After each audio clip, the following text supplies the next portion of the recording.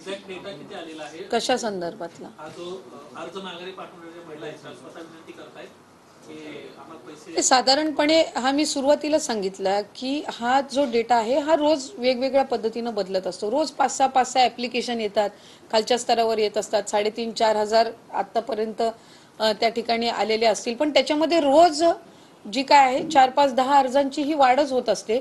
पण हे आम्ही मागवून घेतलेले नाहीयेत. हे स्वतःहून जे लाभार्थी आहेत, ज्यांनी लाभ घेतलेला आहे 2-3-4 महिने, पण त्यांना त्या ठिकाणी आता वेगवेगळ्या कारणांमुळे त्यांना माहिती झालेलं आहे की आपण अपात्र आहोत, हे व्हॉलेंटरीली जे देत आहेत स्व इच्छेने, हे त्या आपण अर्जांबद्दल बोलत आहे. आम्ही शासन म्हणून कुठल्याही एका लाभार्थ्याच्या लाभालाही हात लावला नाहीये किंवा त्यांच्याकडे कुठल्या पद्धतीची आम्ही संपर्क करून कुठली माहिती अजून मागवलेली नाही. काही ज्यांनी व्हॉलेंटरीली अर्ज पुढे केलेले आहे की आमचे लाभ परत द्या, अशी एखादी केस आहे का तुमच्याकडे? असे तर आपणच त्या ठिकाणी आपल्याही माध्यमातून अनेकदा गेलेला आहे की 4-4.5 हजार महिला अशा आहेत, 4-4.5 हजार आहेत.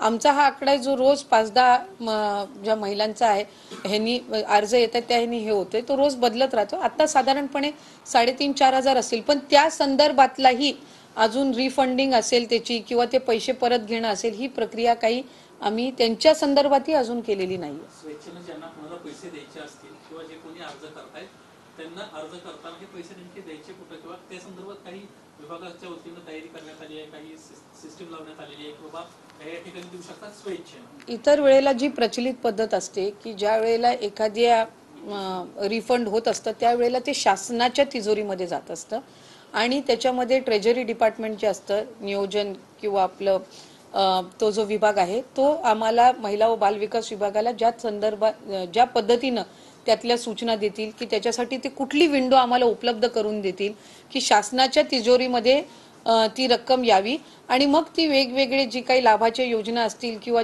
वेगवेगळे जे काही शासनाचे इतर प्रोजेक्ट्स असतील तर त्यासाठी ते वापरावे, तर तो त्या शासन म्हणून तो अधिकार असतो.